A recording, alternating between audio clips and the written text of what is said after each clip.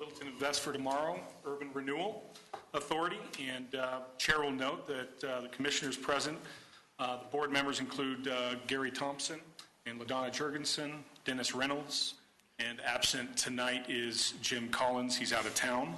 And then we have Bruce Stallman, who's the City Council liaison for us, Jim Reese, our Executive Director for LIFT, and then tonight we have Corey Hoffman, our legal representative tonight.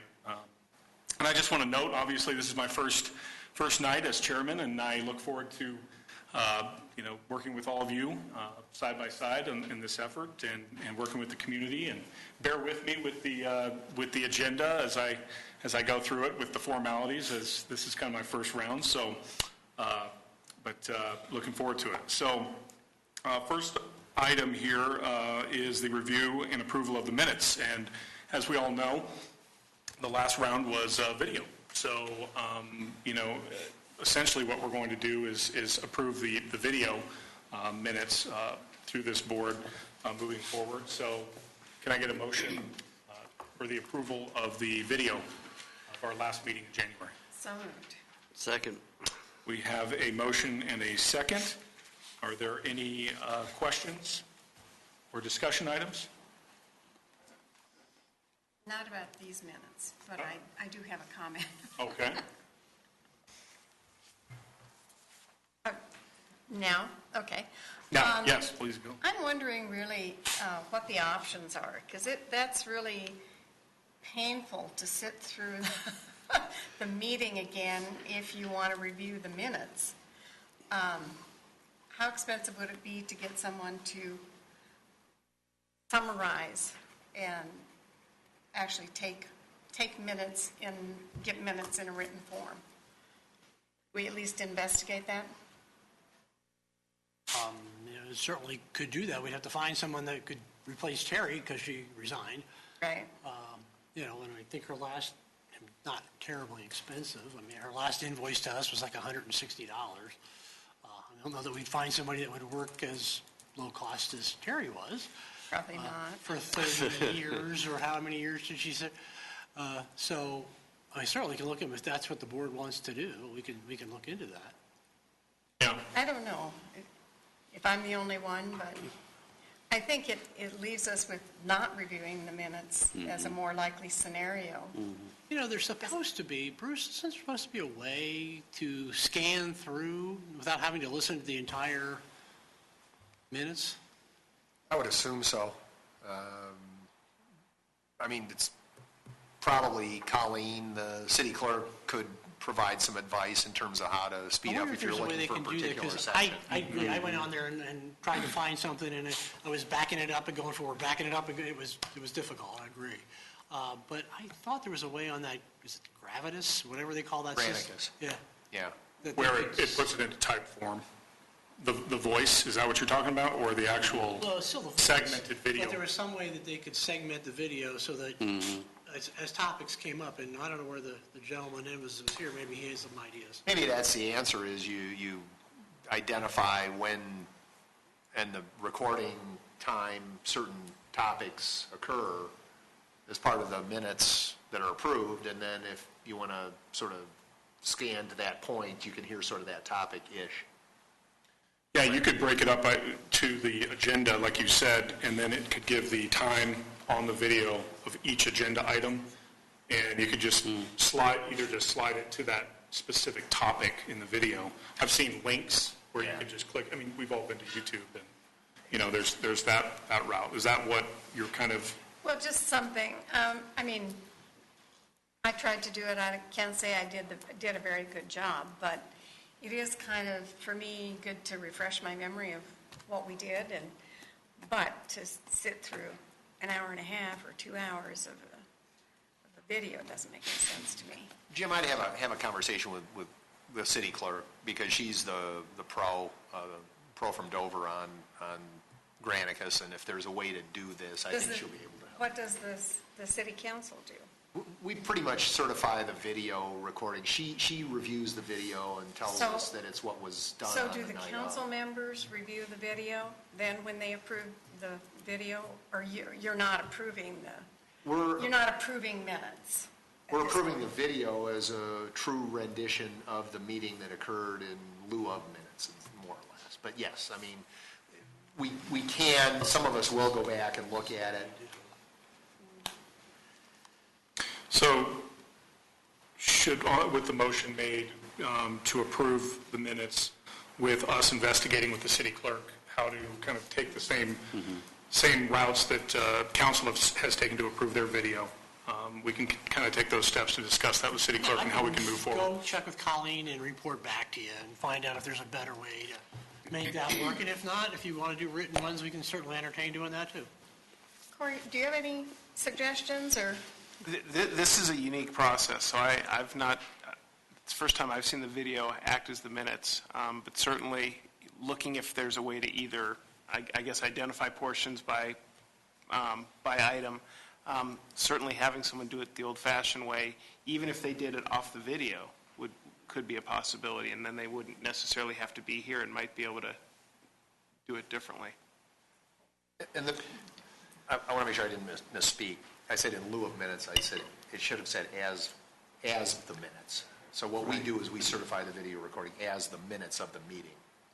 And we stopped doing the written because essentially it got to the point where the clerk was spending, a day, 2 days, 8, 10, 12 hours actually doing all of that work, and it seemed to be counterproductive to pay her to do that.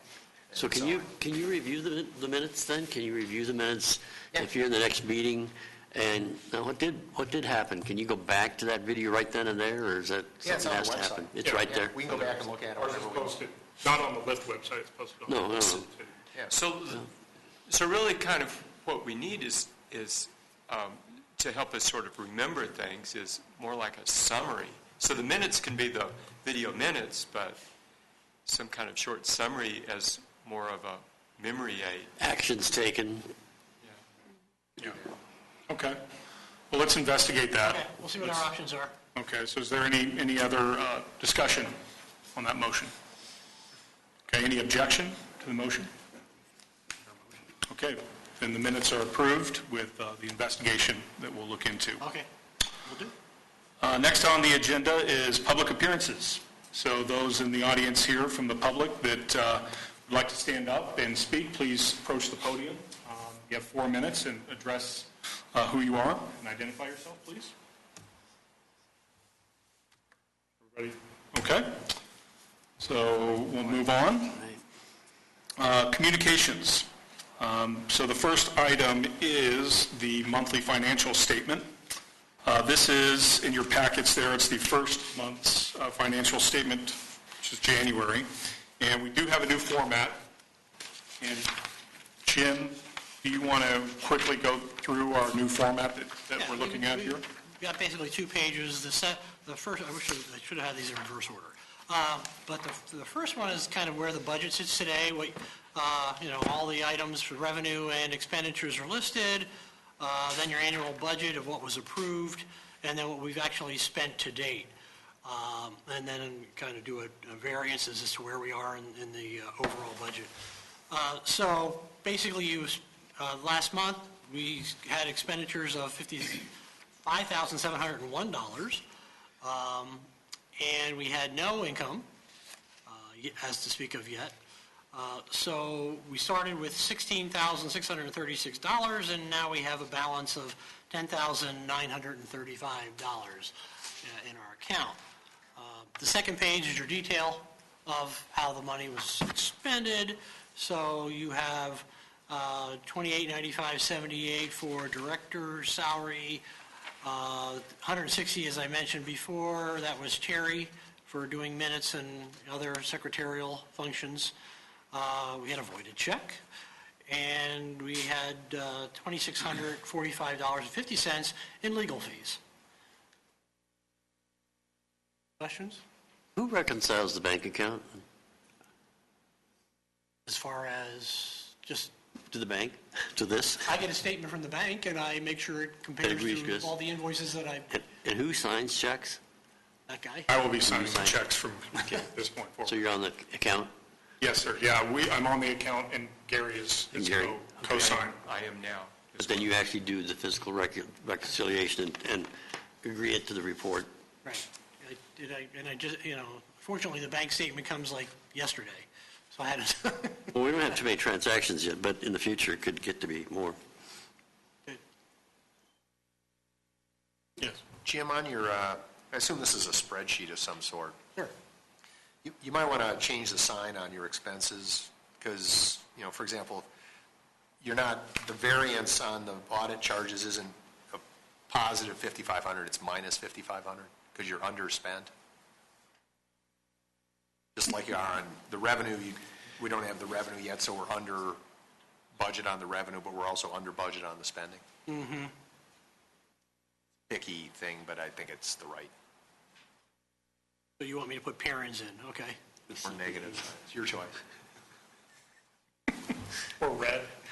No, we're not, no. You can take the accountant out of it. But we're under budget, and that's a positive thing. I was going to say, according to the budget. It is in total. We're in positive territory since we haven't spent what we theoretically budgeted of the money that we haven't received.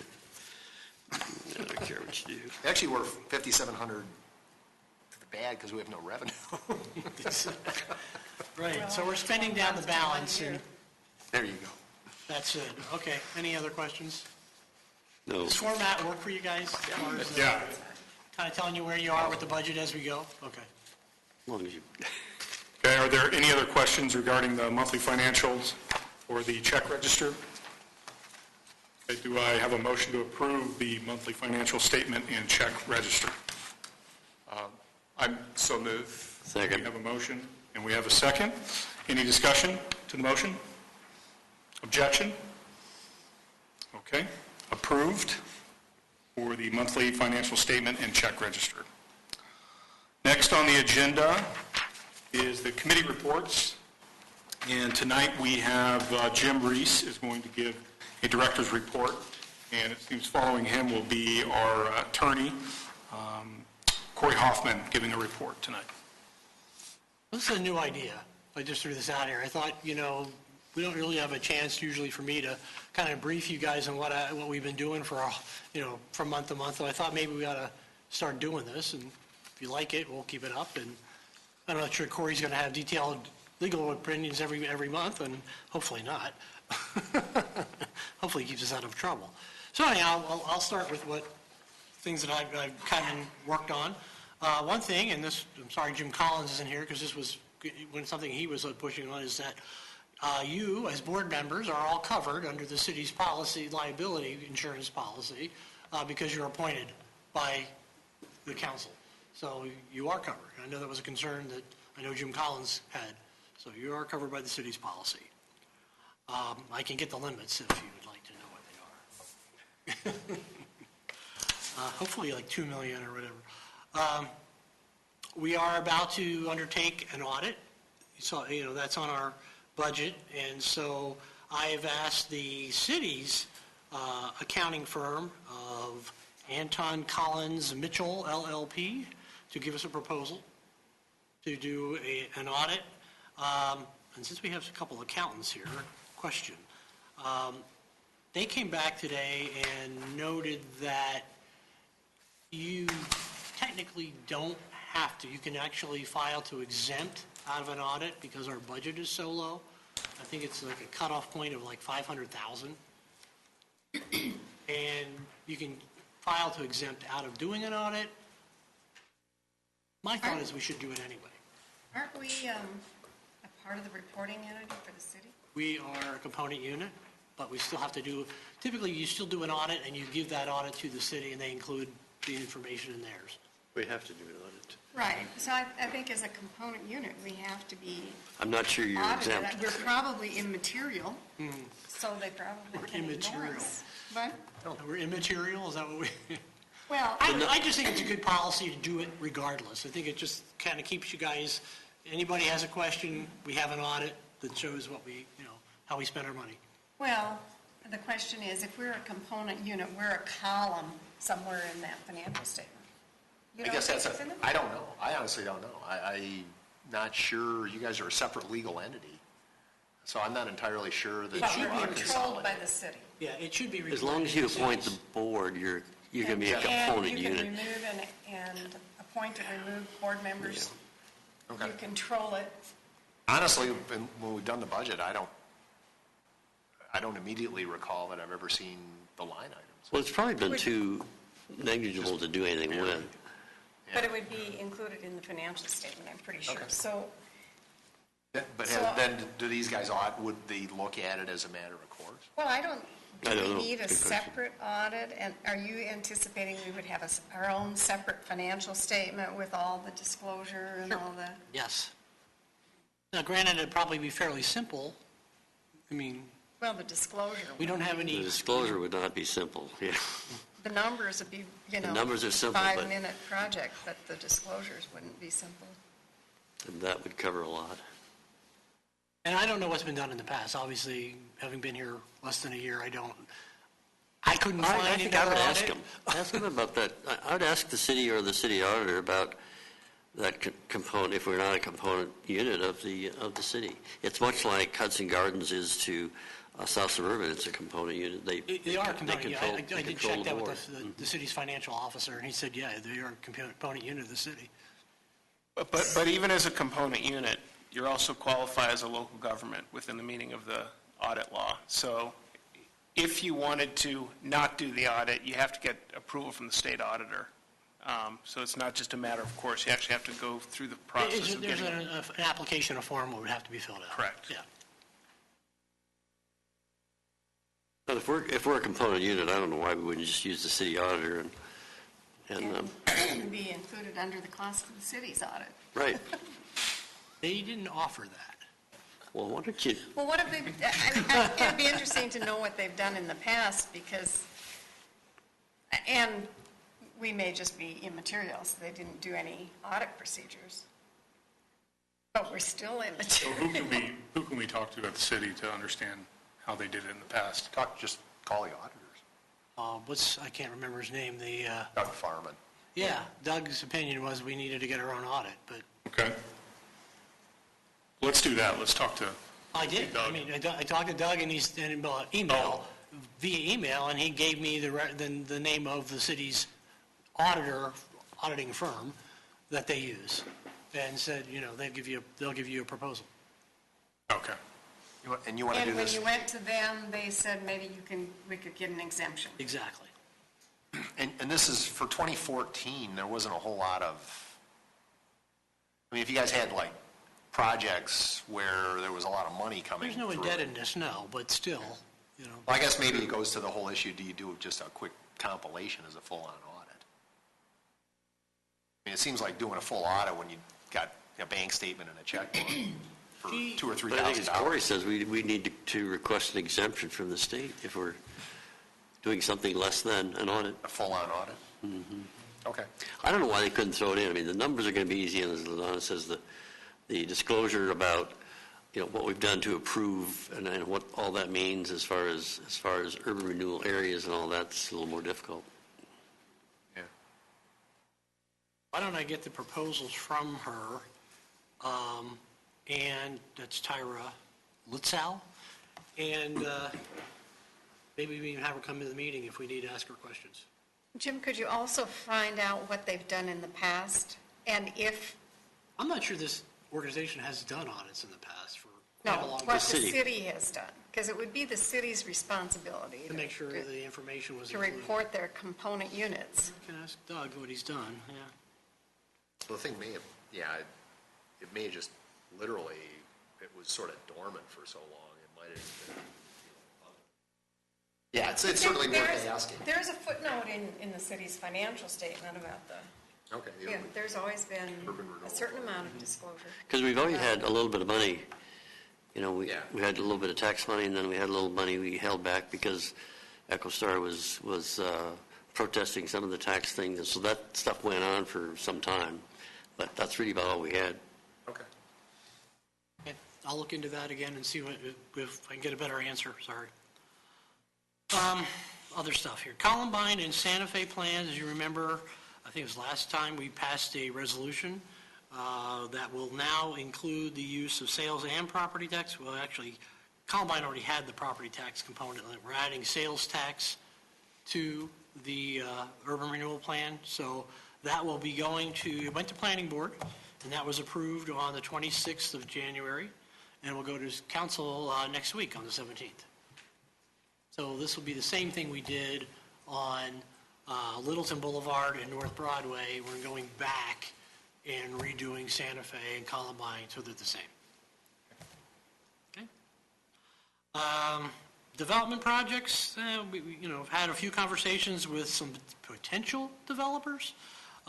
There is a group looking at the Enzer property right now, and they're trying to put together a proposal on that. They do have probably very significant infrastructure costs, so they probably will qualify for tax increments, but it's really early in the game, and they don't have anything really to bring forward. And I told them, I actually sent them a draft of the application requirements that we've looked at, even though they weren't finalized, to get them started on that if they want to do that. And the same is true on Columbine Square. There's some interest from the property owners there in pursuing a redevelopment. And I think we all knew that was going to come eventually. And they're doing the same thing. I sent them the application information, told them to start filling it out. Hopefully we get to see something in March or April timeframe from these guys. So I'm kind of anxious to get started. It'd be great to get some projects going. Okay, and I'm going to defer the next one. There's our issue about the agricultural land. I'll let Corey talk about that. The impact report, we got some talk about that too. And then the last thing I have on here is the schedule for board appointments. Apparently we're going to have 3, correct? So Dennis is not re-upped. I believe they're going to be doing, the closing of the applications was the 31st of January. Colleen tells me they're going to be doing interviews on the 23rd of February and make a decision in March, and we'll have 3 new people in April. That's all I have. Any questions about anything else that's going on? Questions? Okay. Corey? Got 2 things to report tonight. First is tomorrow is the arbitration between the city and LIFT and Arapahoe County related to Arapahoe County's objection to the impact report that was prepared by LIFT and accepted by the city as part of its findings when it approved the 4 urban renewal plans. There are actually 4 separate arbitrations that are all being consolidated into one proceeding. That proceeding is hopefully going to only take 1 day, and that is scheduled for tomorrow. Because it's an arbitration, it's actually closed to the public. The arbitrators decided that because had the legislature intended for it to be open, they would have done something other than an arbitration. So we will have that proceeding tomorrow. The arbitrators are required to issue a decision within 30 days of tomorrow's hearing. And then, as you may be aware, on the Santa Fe plan, the county objected to the inclusion of agricultural land in the plan area. The city determined to get a ruling from the court, as it is allowed to do under the statute, as to whether the inclusion of agricultural land was proper. So that was filed December 29th. The county answered the case through the assessor. It's actually an action against the assessor. January 21st, which in legal speak means the case is at issue. And what that means is we start doing all of the things that we're supposed to do under the rules of civil procedure to do the discovery and figure out the facts related to the case. We have been trying to set up a meeting with the assessor to determine where our differences are. We know we have one legal dispute as to whether ag land can be excluded, and that's something that ultimately the court's going to have to decide. But we also have a factual dispute because the city, through its mapping, believes that certain percentages have been met related to the contiguity to urban level development under the statute. The county disagrees. And so one of the things we hope to do is sit down with the county assessor and figure out where those disagreements are so that we can make the process for the court deciding the case much more streamlined. We're still in the process of doing that, but I think we need to get through tomorrow's arbitration, and then we'll focus on the ag land issue. So the arbitration covers everything but the ag land issue? Under the urban renewal law, the county's ability to object in this arbitration proceeding is limited to objecting to 2 components of the impact report and one of the findings made by the city council. So it's really those 3 issues, and that's for all 4 plans. That's what's at issue. And you're attending this tomorrow, or? I am attending and arguing. I will be. You are it. I am it. You are it. All right. I will be there with the city attorney, with Kristen, and then Arapahoe County will be represented by council as well. Any more questions for Corey? Okay. Moving on, we will go to unfinished business, next item on the agenda here. And the first point is, really, Jim Reese has already discussed this, the Santa Fe and Columbine Plan Amendment status. Did you all have any questions in addition to that status Just a quick update? change. I passed these out to say draft on them. The city attorney changed I had included one in your packet. And the city attorney changed it, so this is the current one in draft that will be going to council. And we're not taking any action on these What was that tonight, so. change then? It was to be more specific about the nature of the substantial modification.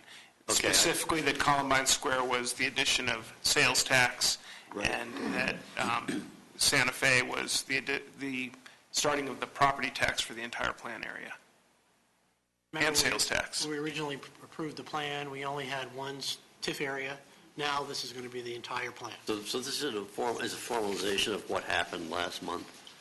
It's a formalization of what you recommended. Right. And then ultimately, council has to make the decision on the 17th.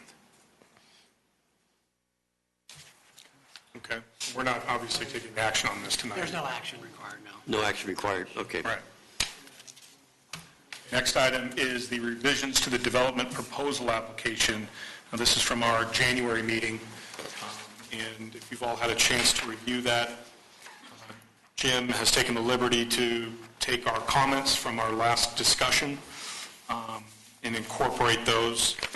Are there any questions on the revisions to the development proposal here?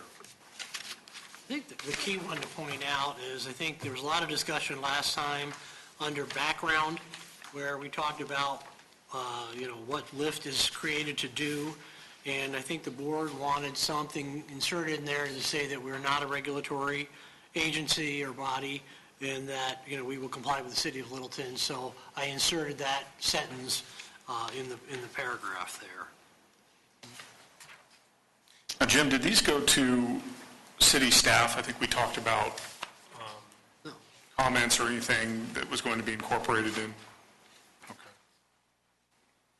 These are yours. And so, we can go through each one of them if you want. I think there was a typo that I corrected on page 2. Now, are you talking about the development proposal or the, We're talking about the one that says development proposal at the top. okay.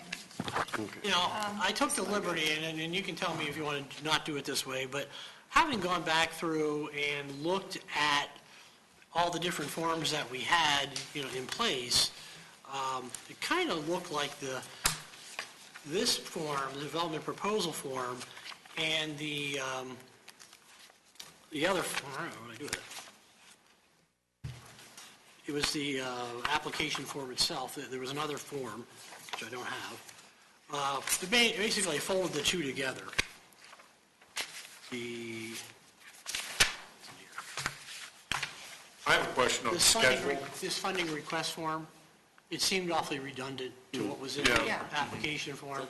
There's a couple of things I think Dennis pointed out last time, and I incorporated them in here about the financial statements and stabilization and all that. So I folded that in here. I don't think this is really critical. The other one, though, the other one's still good. This one is confidential financial statement. We still need this. No, which one do you want to talk about first?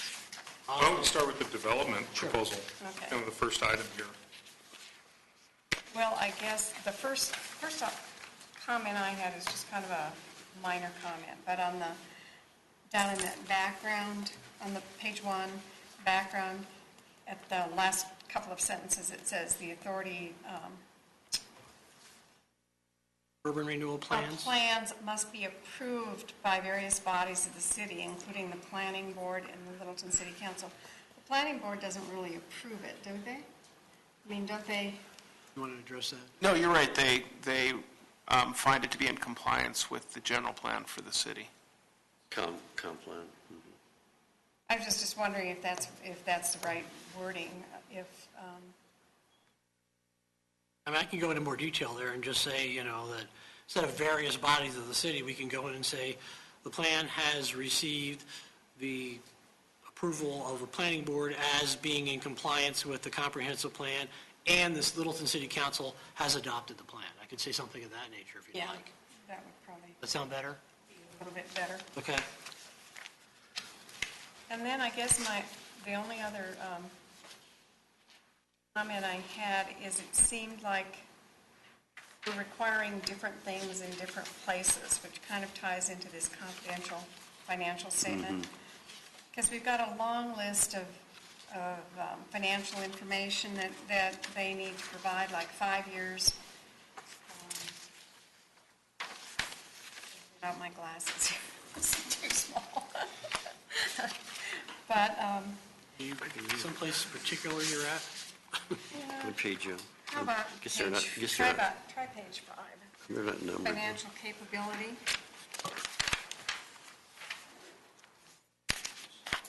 And it just seemed like some of this was kind of redundant.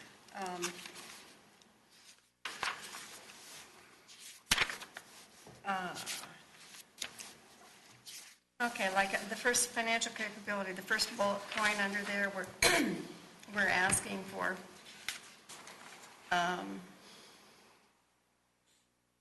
financial statements for the past 5 years or such lesser period as they've been in existence.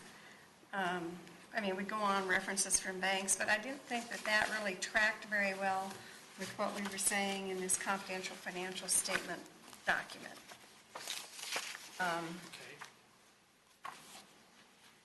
And this one, this confidential financial statement doesn't really talk about projections, or it just mainly talks about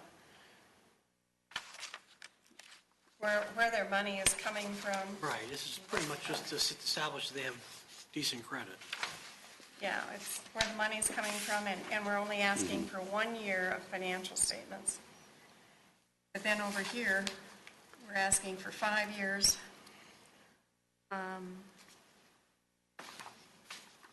And then we're asking for a lot of other, their cash flows and their projections. So I just thought, I don't know, it just seemed like they should be consistent, or unless we're using them, I assumed we're handing this out to somebody and they're also getting this one. Be the idea, yeah. Is it, Not sure. is the notion that it would be that they should provide the information as required on the confidential financial statement form? Or is I do that- make reference, I think I did make reference to that somewhere on the development. Yeah, you do under project financial plan.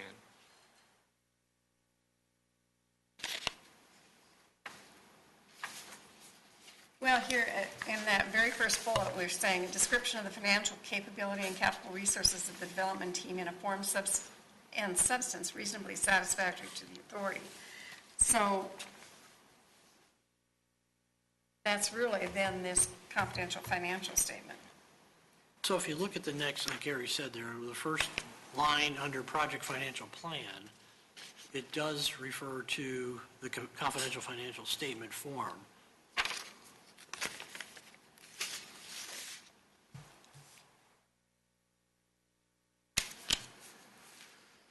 So really, we just need to bring, either we reference the confidential financial statement completely and remove information that is contradictory to that document, or we have to pair those together where that information is copacetic between two documents. Is that, LaDonna, what you're Well, yeah.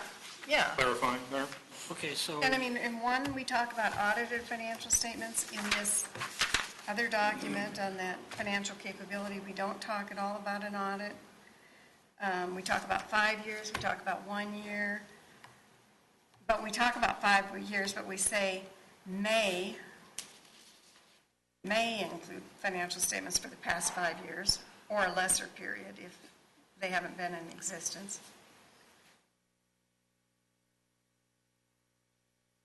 I just think if we want 5 years, okay, so we should strike may out of there? well, aren't we wanting 5 years?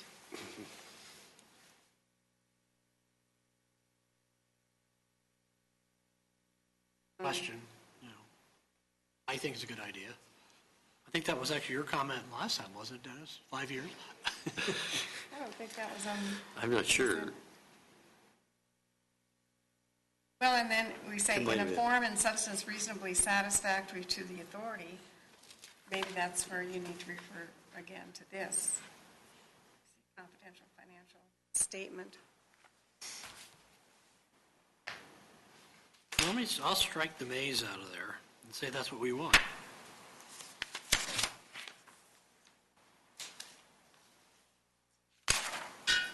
Well, in the development proposal document, is the financial capability section,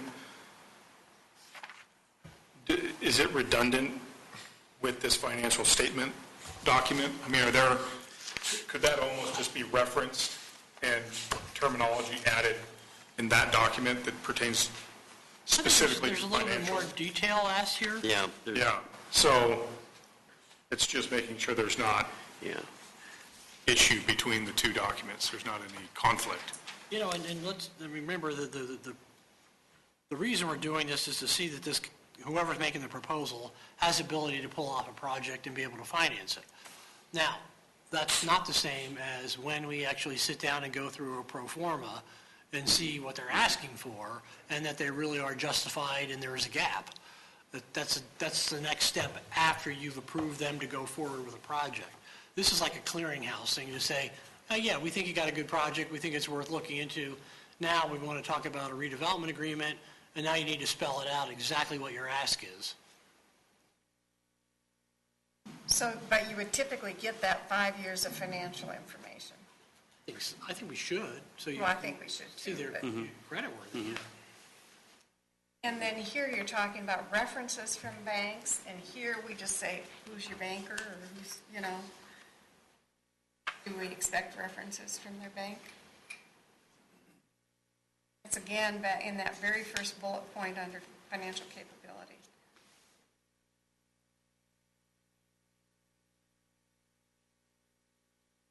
Very last sentence in the first bullet, references from banks and other lenders are required of all submitting developers.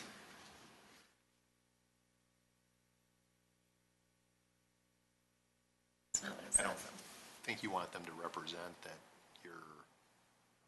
they have financing in place. I think if they're coming to you, then you need to be requiring them to demonstrate they've got commitment letters that bankers have, because that's a form of due diligence. Well, and then would they provide that at this point? I mean, we're asking them to just list the sources and amount of cash available and name of the bank. Need something on the bank's letterhead. I was going to say, I'd want something from the bank. I mean, anybody can write down the name of the bank on a form here. I'd want something like Bruce said on their letterhead that says, yes, we, So don't we need to say that what we need here? we can put it on here too. Yeah, I think you do. Okay. I think the two need to be consistent, the form and what we're asking over here. So on the financial statement, under 5, where we say sources and amounts of cash available to the applicant, do you want some kind of a footnote to that that says from the bank or from your lender? I think you need a rep letter, Sorry? some sort of representation letter or a comfort letter from the bank that they're inclined to finance this if, it'll be a chicken or an egg thing, right? I mean, the bank might be willing to go if there's urban renewal funding, but urban renewal wants to know that the bank is willing to go before they agree to the gap component. Right, so we're going to get a fairly non-committal letter, but at least it says that they're affiliated in some fashion, that they're... I think they'll tell you, I assume what they'd say is that, you know, we've reviewed this and we're prepared to lend a certain amount of money, assuming certain conditions occur.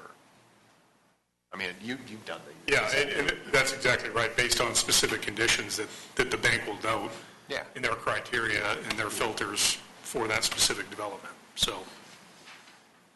Well, it looks like this confidential financial statement is somewhat, would come in first, and then we have a more detailed thing back here that comes in later.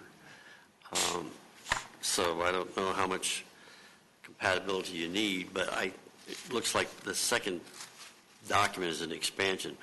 Maybe you get disapproved on this short one and you're done, but if you pass that test, you go to the next one. Kind of what we're trying to do here.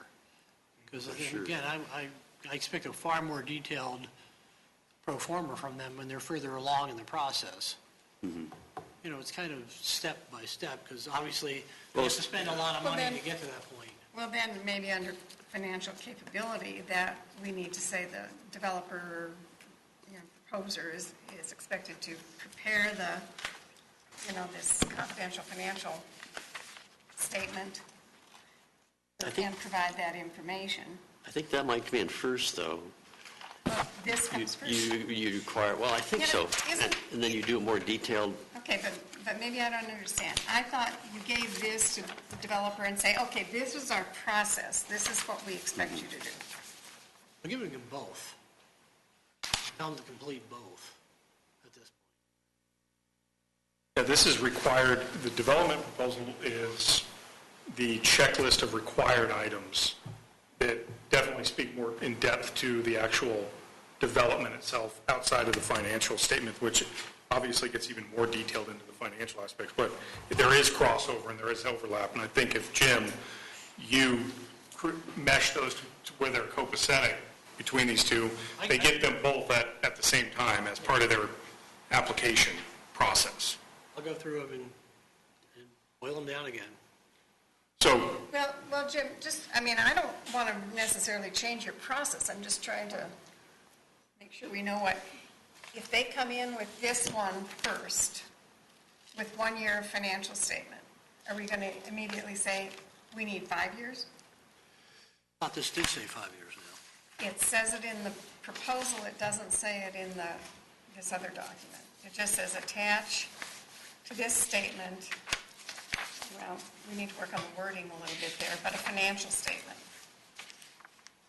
Mm-hmm. And so maybe we just need to beef that up.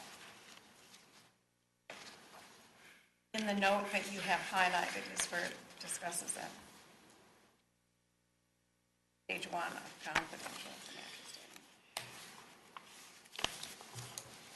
So this has been presented in draft form. We're obviously still in draft form. Will be for what? Do we want to take a complete action? Or what I suggest is, we've taken action to get it to this point in our last meeting.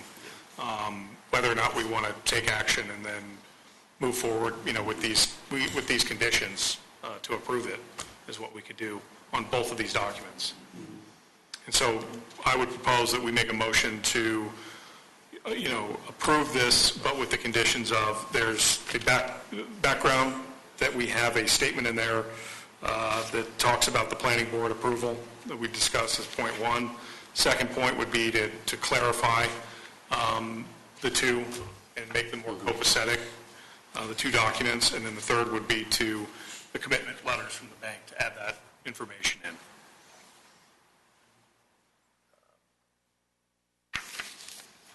Yes. Jim, a couple other items just that I think really need to be in here. If you guys are going to look at pro formas, most of these projects, and of any substance, I think you need more than 5 years. But if You have to get them to stipulate what the assumptions are behind the numbers they're using. I mean, they have to lay out their assumption set for you, and presumably they should give you sensitivities.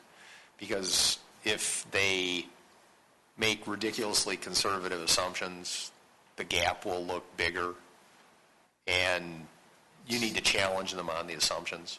Oh, yeah, and that next step is basically, it's not just 5 years. I want to see this thing, how long it's going to take to perform, and Yeah, I mean, if you're doing 25-year financing, you got to have some, extended, yeah, at least a that's terminal. That's, like I said, it's a different level than what Okay. we're looking at here at this point. Okay. And I guess the other thing would be, it might be, I know you guys are trying to put this together from a variety of sources, but if you had, for example, and maybe you already did and I don't recall it, but for example, what does Dura require for somebody coming in with a project? I mean, it might be helpful to just sort of see what they... These are a compilation of different entities and what they've come in, some from the Springs, some Okay. from Manitou, Fountain, and kind of did that. Okay. Well, I know Tracy Huggins it might be good to just get their package, just so somebody could look at you guys could look at their package and sort of say, here's what they're doing, and then how does ours compare to sort of what they're doing, since they, we've had a little more familiarity with them just because they've come in and presented a couple times, for example, to us, but it wouldn't hurt to do a stare and compare potentially. I mean, I've done that in the past. That's when I wrote the stuff for Colorado Springs. I basically stole it from Dura. Okay. Years ago. Nothing says I respect you like plagiarism. Yeah, why invent it? Yeah. And it still seems like this confidential financial statement is a little bit different than what we're getting into back here, because this does have an actual, we certify that these are correct and some of that, and this is just kind of a laundry list of everything we think we need. But this kind of seems to be the starter. I don't know. Well, maybe that's the issue, is if all you want them is, this is table stakes for coming in to get on the docket. Mm-hmm. That's one thing, but there needs to be a representation or an expectation that, we need belt and suspenders before anybody agrees to any money. Yeah, if you go any further than this, you're going to have to do all of that. And then there's apparently more beyond that. At least Jim referred to something more than that, or another level of inquisition or whatever. But I think it's the right answer is to show them the roadmap as to what, at this point in time, we expect X, and if you get past X, then we anticipate you'll provide something else, and then so forth and so on until we get to the end zone, which is, what we agree to fund. I could elaborate more under the second to the last page, what talks about the redevelopment agreement, because we start to talk about what's going to be required of that state, and that's what I'm talking about here as far as having to provide pro formas and that kind of thing. So, if selected for the projects, the redevelopment agreements may include provisions regarding the following: description of redevelopment, public improvements, project financing, tax increment collection and disbursement, plan review procedure, construction representation. So it basically spells out what's in a redevelopment agreement, but I could go into a little bit more detail as to what the financial information is going to be required at that time, if that the level of detail. So there's another place where we're saying may. We want to say should include or may include. Say may. Better include. It had better include. Well, for the redevelopment agreement, I think it is a may, because each project's different. And so this talks about may include without limitation. And I don't think that's going to be the same in every case. You may have reimbursement agreements, you may have more traditional financing agreements. It may be something totally unique. So I wouldn't suggest it's a shall there. And I guess my Makes experience sense. is that if it's not applicable, they just put a heading and NA not applicable.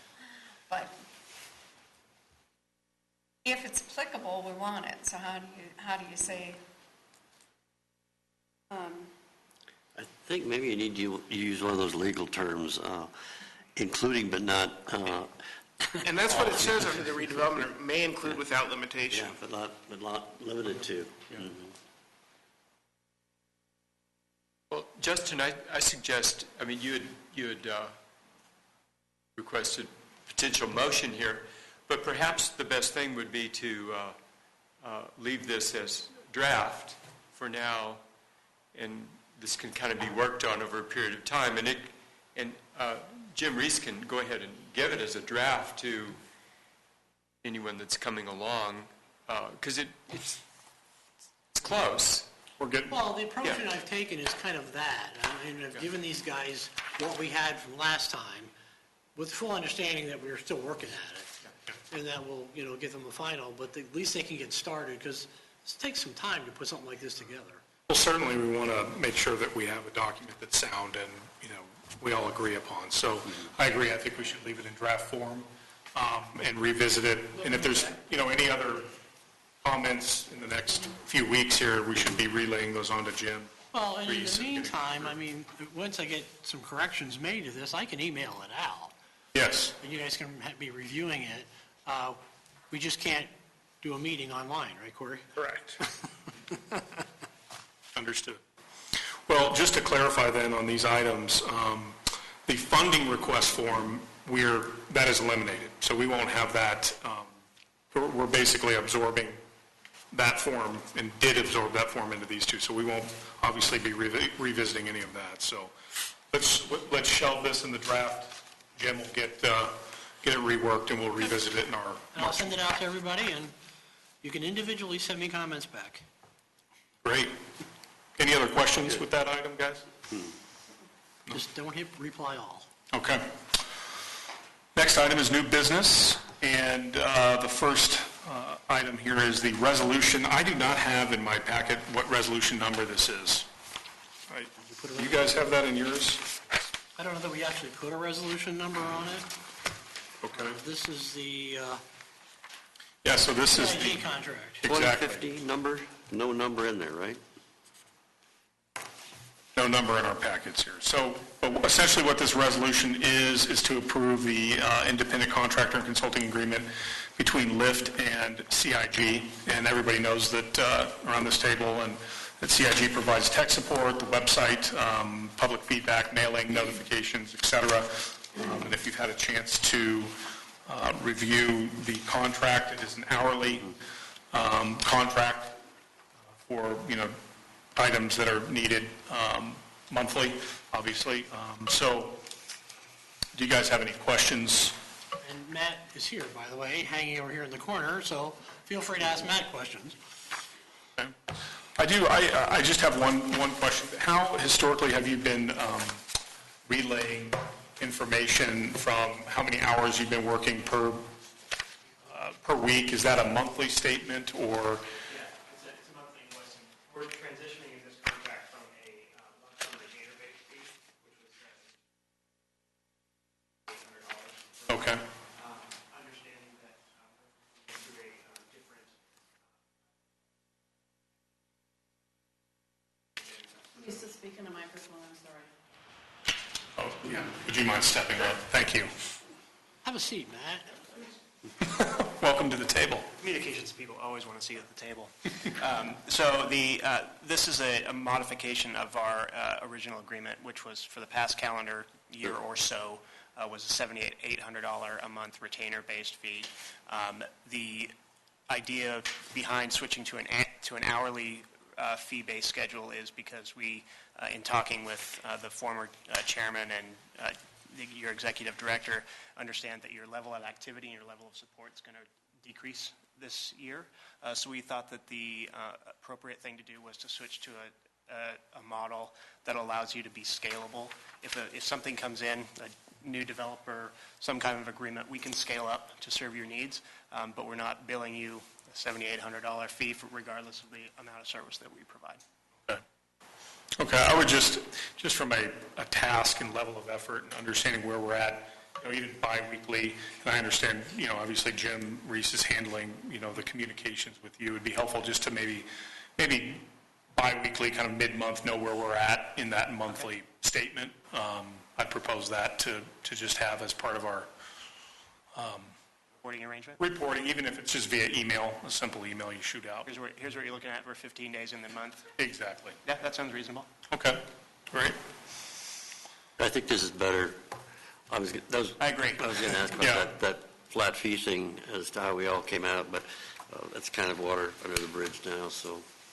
You guys got a lot of value out of the Did we? Okay. Yeah. I didn't see, Yeah, right. I honestly probably didn't see as much of it as you did, but I'm sure you're right. Yeah, and of course, if we like to prepare, our invoice is accompanied with a list of deliverables that we provided in that time frame. So I'm sure if at any point you guys want to review those, it's open record. So. Right. Sounds good. So you're continuing to, maybe just clarification, it looked like you were maintaining the website and also responding to telephone calls or messages that were left?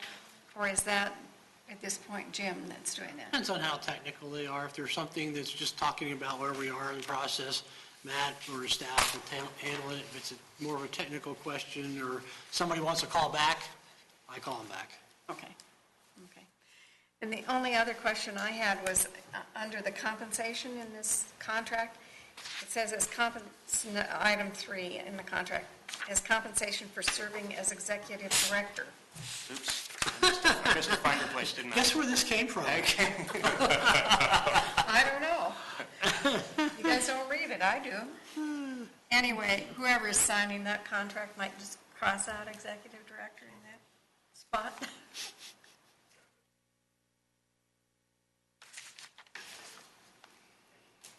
Thanks a lot. Okay, do I have a motion to approve the independent contract between LIFT and CIG? That's so moved. Second? Okay, we have a motion and a second. Any discussion to the motion? Okay, any objection to the motion? Motion is approved. Okay, next item is the proposed amendment to the LIFT bylaws. And if you've had a chance to look through that, the bylaws have been visited by Jim Reese, and we have a document that kind of outlines these tracking changes. And essentially, Jim, do you want to walk through some of your No your pride of thoughts here? authorship here, so feel free to say we're leaving that in and we're changing it some other way. It's perfectly fine. So I just started going through it, and I know we talked about this at the last board meeting about having some board members take a shot at it, and I thought, well, I'll get us started. So anyhow, this is just the beginning. So the first thing I changed was I think it's time that we can take out the references to DBA, Littleton Invest for Tomorrow, that I think we can get rid of that whole line. The next change was down in section 1, and Can we discuss that one? Are we legally, is that our legal name? I think so, yes. We filed those documents okay, several the years, steps year and a again half was ago. changed. We have the trade name of Littleton Invest for Tomorrow Urban Renewal Authority. So the trade name, so we really are a DBA, Correct. and we have another legal name. Yes. So shouldn't our bylaws reflect our legal name? It can reflect the trade name. I'm not concerned We with don't that at need all. that, okay. The next change I made was down under Article 2. The statute does not require that we have a position as a secretary, and not anything personal here, I'm just trying to... And I'm not taking it personally. Do you really need a secretary position here? And I don't know what, other than co-signing resolutions. Certainly up to you guys, I don't. Who would sign the resolutions then? Well, the chair would sign the resolution, and you could have the vice chair. And you wouldn't have a secretary sign it? Your call here. Not all authorities have a secretary, and It's purely optional in the statute, the way Corey was right, yeah. It is may employ a secretary. Is what? It's a may, as It's a opposed to may. a shall on employment of a secretary.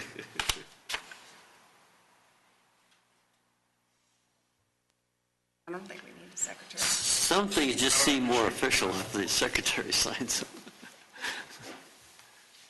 But I don't know. Yeah, I don't have an issue with removing that. I don't either. I don't have You a got it. position, a problem with removing the whole secretary position. I don't know, did you do that? Yeah, I guess you did. I think we have a recording secretary is referred to in here somewhere. However, well, so, but down in section 6, there's a proposed, Well, that's a clarification. The statute actually refers to the executive director position as the secretary executive director. So he wants your. oh, it does. Why, I don't know. But this was-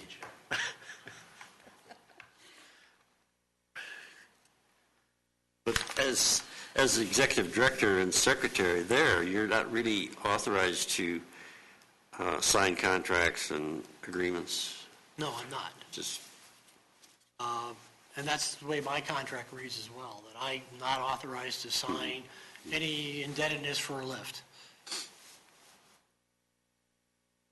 I can approve bills, but I can't enter contracts. And, speaking of which, so if we go back to Section 2 again, Article 2, Section 2, the board had a limit of $5,000 for the chair to be able to sign. It's kind of low. I mean, can we just eliminate that and just trust Justin to sign?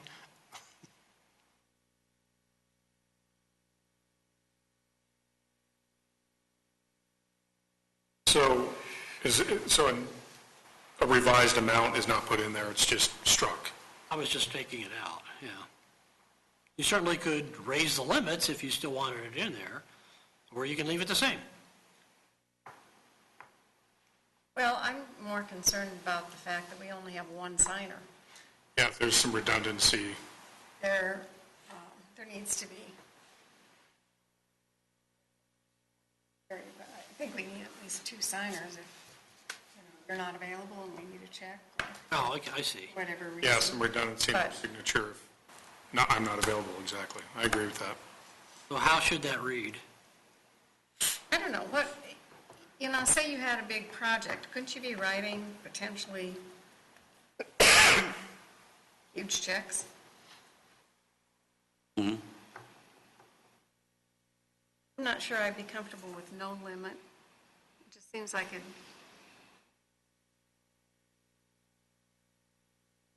Could we put a limit of $20,000? And just leave the terminology, but up it to, limit of. I just think as you get into some projects, you're going to start talking some bigger numbers, that's all. So, Yeah. so how do the checks, the big check, how does it get signed if there's a limit of $5,000? Oh, the limit must be approved by the authority and co-signed by the, yeah. We should probably. Well, I don't know about the approved by the authority. Should be, We're saying that Jim can approve expenditures, and there's no limit on that, right? No, you're saying Justin. Yeah, Jim cannot, Jim can approve the expenditure, though, is what we but say. not signature. Right. The director, it says the last, in section 6, the director shall approve all orders for the payment of urban renewal projects. So if you had some mechanism where Jim is signing off as he approved it, That's, yeah. I mean, and this gets attached to the documentation for the check. For instance, this month, Justin's got a couple of checks to sign there. I go through the invoices, like if Corey sends me an invoice, I go through it to make sure I agree that what he did was what we said we were going to do. I sign it and date it, and then I hand it to Justin. I write the check, but Justin has to sign it. yeah, Right. yeah. So you approve it, that's, So that's what I meant here in this thing, that I would approve all orders. See, I think you could put like not to exceed even 25,000, but then I'm not sure. Expenditures in excess of 25,000 must be approved by the authority. I don't know, you're not really going to bring all those expenditures back. Here's a list of things that we're paying, are you? Or are you? I think you would generally. Would you? I mean, it is very common to have a threshold of spending authority that if it's in the budget, it's authorized up to a certain amount, but if it's not, to have approval by the entity. So at a board meeting, Yeah, we absolutely. would say, okay, these are approved. Good. Yeah, that's typically the way a lot of districts operate also. You know, they're approved at a board meeting, and then everybody gets their check after the board meeting, and become generally accepted that that's the procedure. At least with the threshold amount, the spending authority of under a certain amount that's in the budget doesn't need that. I think that's okay. Yeah, as long as it's part of the approved budget. So what about 25,000? But do we need both it to be approved by the authority and co-signed by the vice chairman? So raise it, just keep that line, but just raise it to 25,000 in both places? Yeah, I'm okay with that. let's do that. Let's do that. Consensus? The thing is, co-signing to two signatures, the bank doesn't pay any attention to that anyway. No. They won't. Are we leaving on the top of page 2, that sentence that says the vice chairman may also co-sign, or not? Where are you? Top of page. Oh, that in excess of $5,000, yeah. That's the one that, Well, it's back to the question, do we think we need, to me, if we approve it in a meeting, it wouldn't be necessary for them to co-sign. if you I agree approve with it. that. I mean, we're already approving it to the budget collectively. So, Okay. So you can take out the phrase "and co-signed by the vice chairman" at the bottom of section 2, and also take it out of the section 3 portion. Yeah.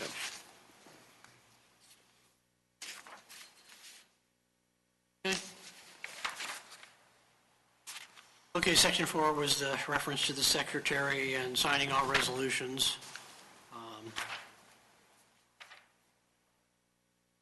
Right now, the chair signs the resolutions anyway, and you usually have a line in there for the attorney to approve as to form. Is it necessary to have a second signature or resolution?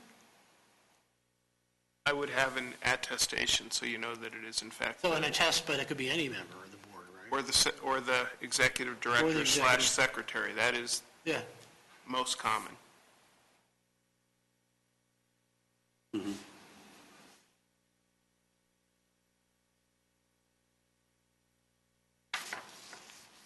So then the recording secretary, all of the sections are going to change, but that,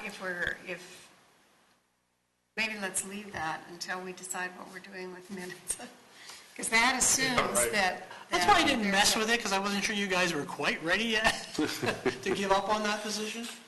And frankly, I think as time goes on, we're going to have administrative functions we're going to need some help with. You know, you're not going to want me to do everything. It'll eventually get to the point where it's kind of expensive to having me doing stuff that you want an admin tech type person doing. okay.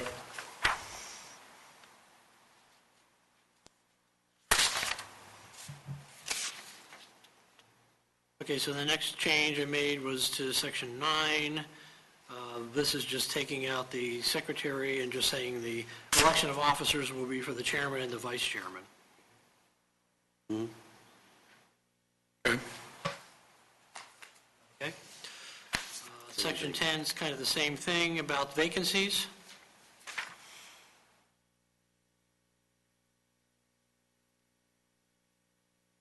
Then, Can we go back just a minute to what's currently section 6, the executive director? It says the director shall approve all orders for the payment of urban renewal projects.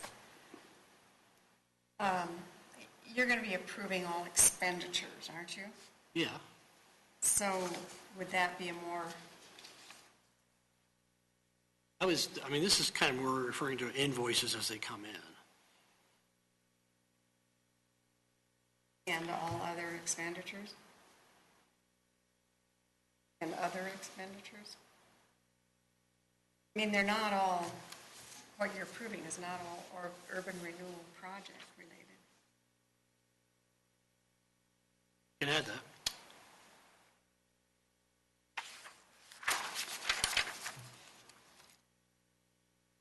In time. Okay. Article 3 on the next page, I just changed the meeting date. I guess I We're not agree. doing Mondays anymore. Then that gets us to section 4, order of business.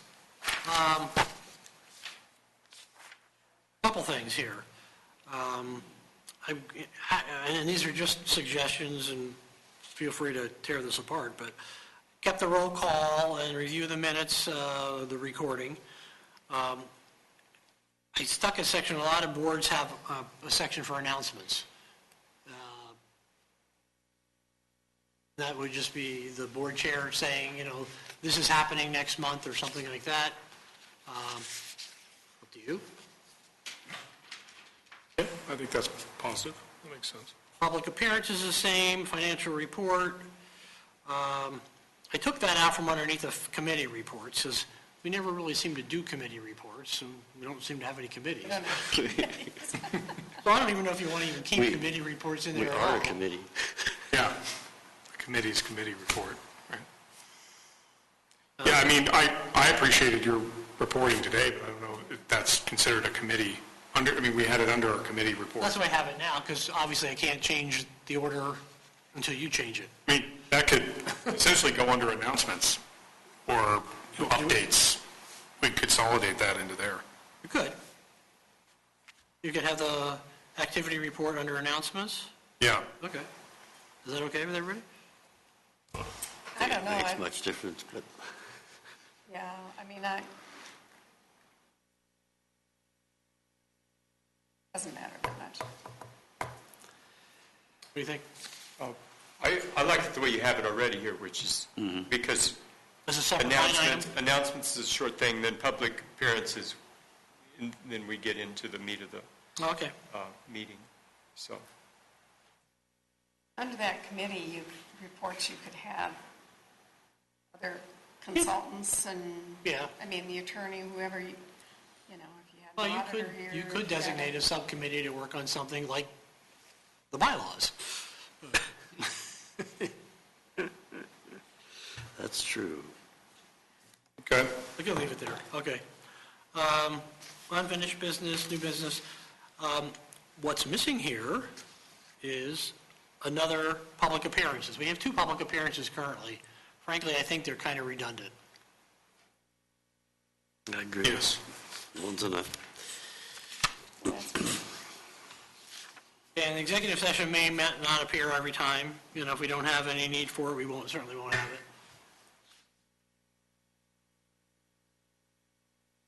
Any other comments? Move. Go. Okay. Nope. Manner of voting.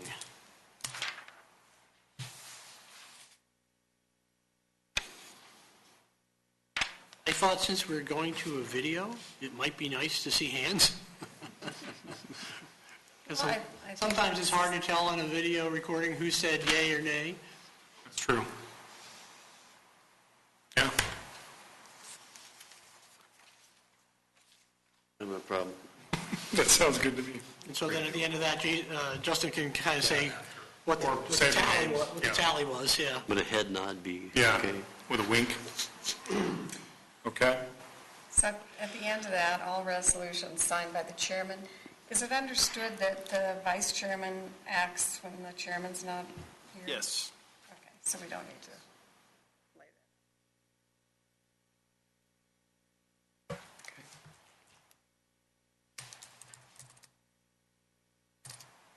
I don't know why that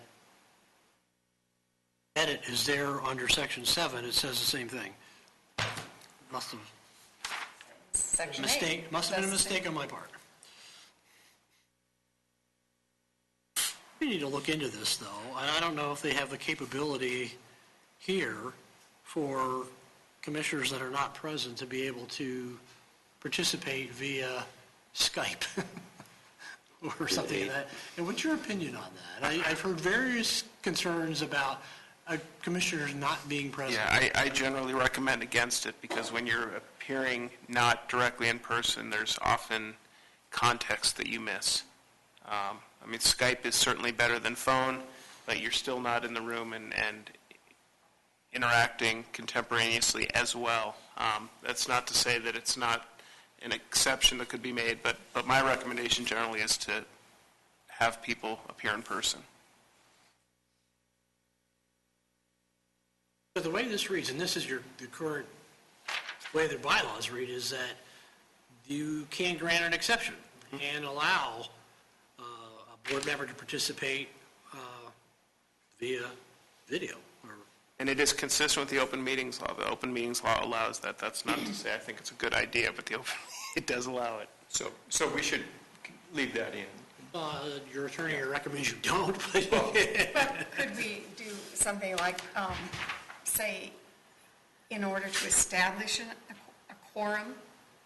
And what it says is when unavoidable. So I think it contemplates that if it is absolutely necessary for a quorum, that the only way someone can appear is by video, that it would be so allowed. next month, if we need Jim Collins, we can make him show up by Skype. Good luck, but yes. But again, I would suggest absolutely that it's the exception, not the rule. Okay, so leave it the way it is then. That sounds fine. Okay. That's fine. Okay.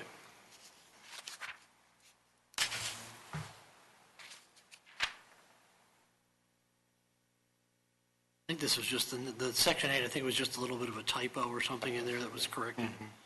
24 hours in advance.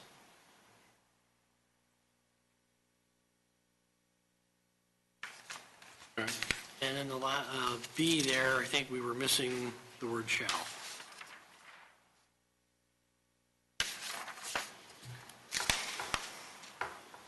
The revision in Article 5, Section 2, I would recommend against. The language that's in the bylaws is verbatim from the statute. So leave the old words. Leave the words that say, and such disclosure shall be entered upon the minutes of the authority. That is literally verbatim from the statute, so I would absolutely recommend that stay in. Okay.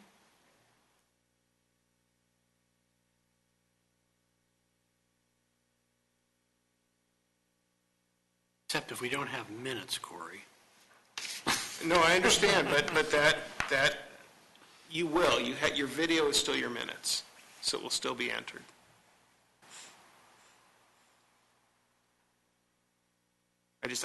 I'm not going to recommend that you take out language that is No, I'm directly just wondering if there's a way to in the clarify statute. that, because, you know, it says entered into the minutes.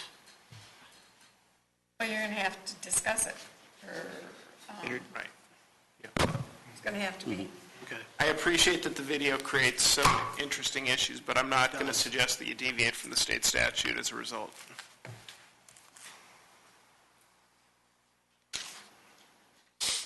At the end.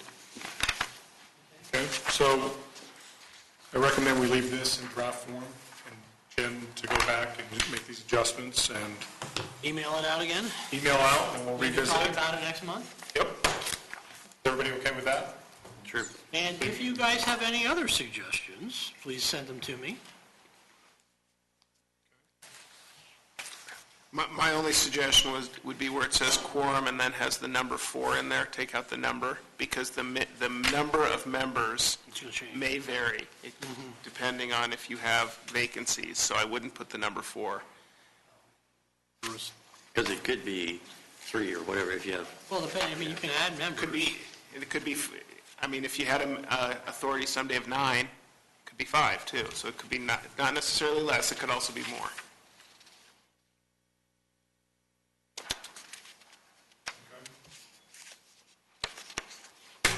That's in section Yeah, 3 of Article 3. Just the majority of the commissioners. Okay. Yes.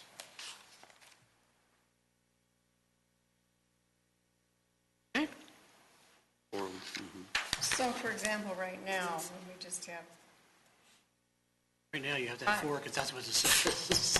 oh, Right, that's how I became aware of this issue, because, okay, we needed 4. yes. So right now, Like that. Yeah, where we have 5 commissioners, we would only need 3. correct. Okay. We don't have to. But our bylaws still remain same. They say that. Yes. Right, so, This doesn't save you for the next meeting. so for tonight, Bring on that Skype, right? No. Okay. Great. We could cancel the meeting. We could. okay, All right, are there any more questions with the bylaw adjustments? I'll make the adjustments. Okay, great. Next item is other.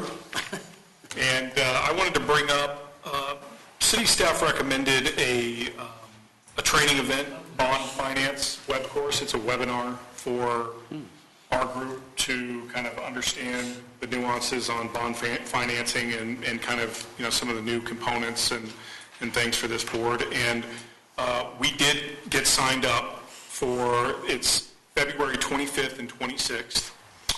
And it's a webinar, so it's huddling around a computer. And what I'd like to do, it's during the day. It's from, this is Eastern, so it's 10 a.m. to 3 p.m. And my thought was, and I'm throwing it out here to you all, was to maybe get one of the conference rooms here and all set up, maybe we can do a projector or a computer or something like that, huddle around the screen and go through it. So I'm definitely interested in, that. The seat was $675 for 2 days for the webinar, but I would like to capitalize, interested parties, especially our board, to attend that and kind of understand a little bit more if you're available. So It's both days, or it is both. It is, and I will email 2 this days. to you guys. It is I'll email all the details. It's February 25th and 26th, and it's from 10 to 3. So it's a. And you can't log in remotely? I don't know that yet. I'll investigate that. I just got this. Yeah, it would be nice, but I'm assuming how it is when you have one seat, it's from one IP address.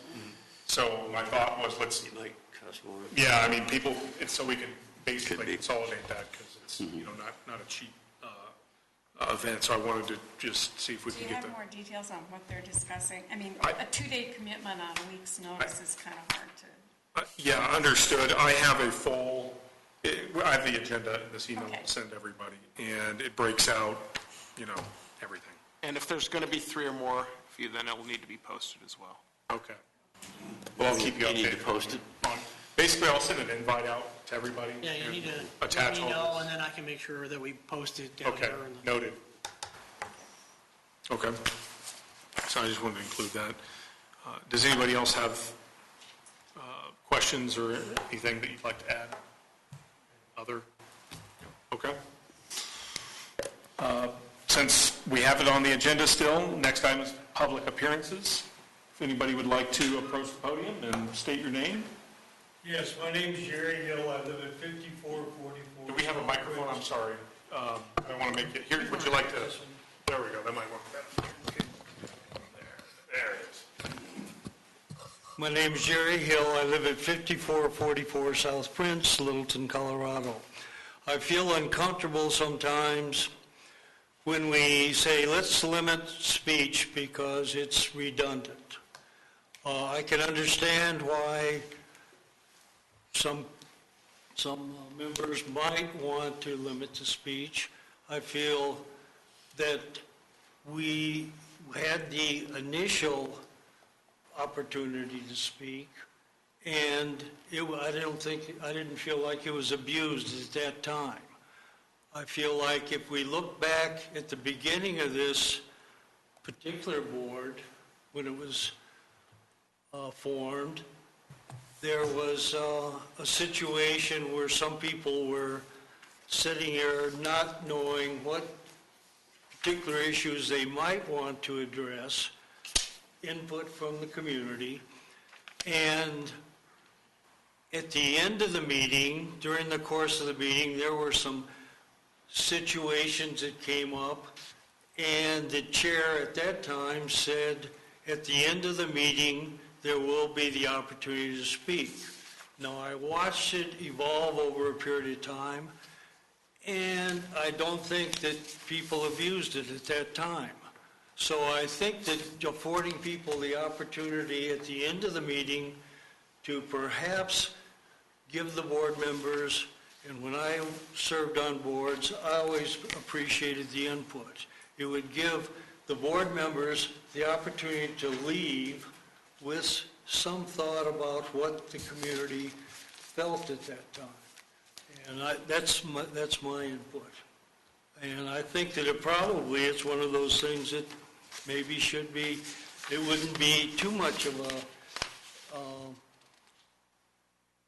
redundant, it might be redundant to give people the opportunity to give you the input too. Jerry, would it be better just to have it at the end and rather not have any at the beginning? That might be a good alternative in my way of thinking, but anytime you're, this evening, you didn't see people, I've watched this evolve over a period of time. Yeah. Not on TV, but I'm the one that sits in the back of the room and normally doesn't say very much or anything. And I felt like if somebody had something that was really pressing, I guess they could wait till the end of the meeting. But I think, if somebody has an issue with what our issue is, if we're discussing this particular thing, they would want to speak before we had the vote. So there needs to be that opportunity up front, I think, probably, the more I think about it. Right, that's what I was going to mention, was, it's better to have that input initially to incorporate it into the potential vote. And you don't have to respond to me, for sure. Mine was just a little bit of input at the end of the meeting to give you something to think about. Yeah, thank you, Jerry. Thank you. Thanks a lot.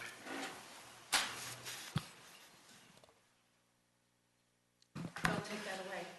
It's Mike here. I didn't see you coming. It's all right. I wasn't planning on speaking tonight. Jeannie Erickson. I think one of the reasons why you had this redundant speaking of the public on here twice was because this is a board that only meets once a month. Over the last 30 years, it might have sometimes only met once a year. And if you're having a meeting and it's only once a month, and what you're talking about this evening, we have to wait for a whole nother month to give you our input on it, I think that's a really long time, and I don't think it's timely. Thank you for listening to me. Thanks, Jeannie. Anybody else? Good evening. My name is Matthew Casey. I appreciate what Jeannie just said about input in the meeting, and the gentleman spoke first.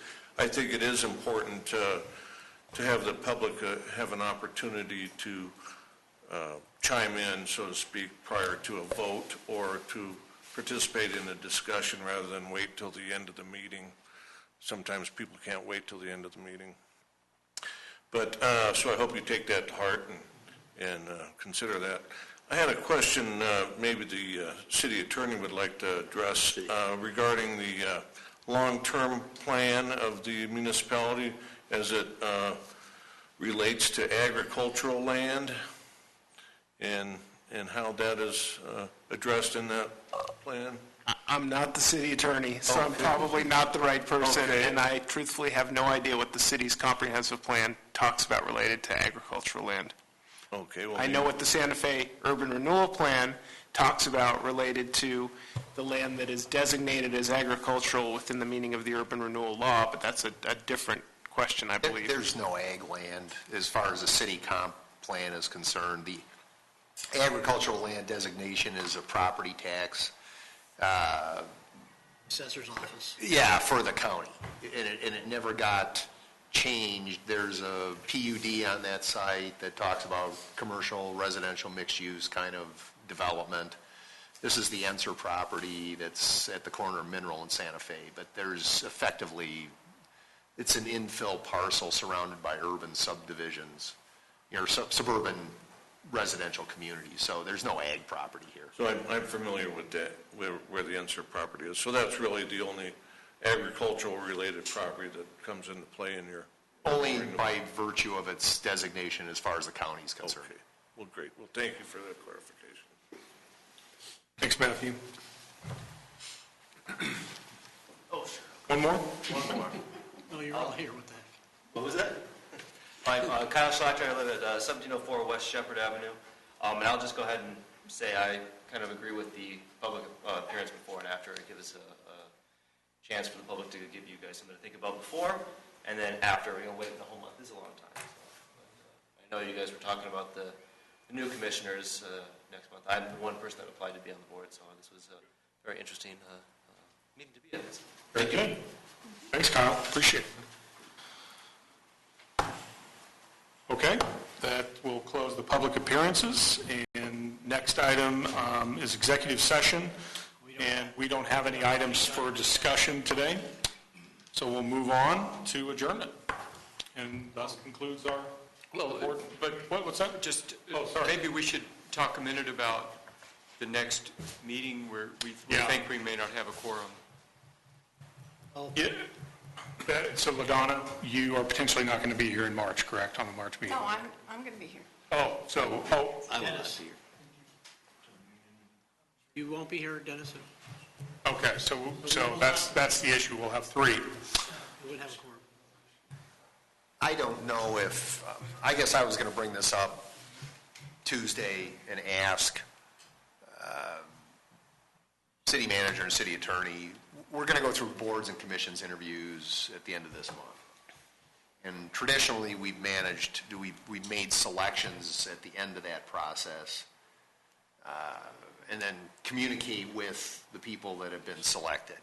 I think by charter, they more or less take their positions April 1st, Right. I believe is the way it works.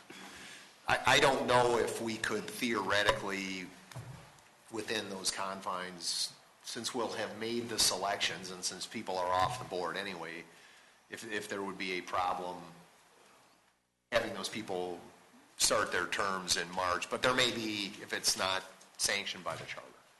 So we'll ask.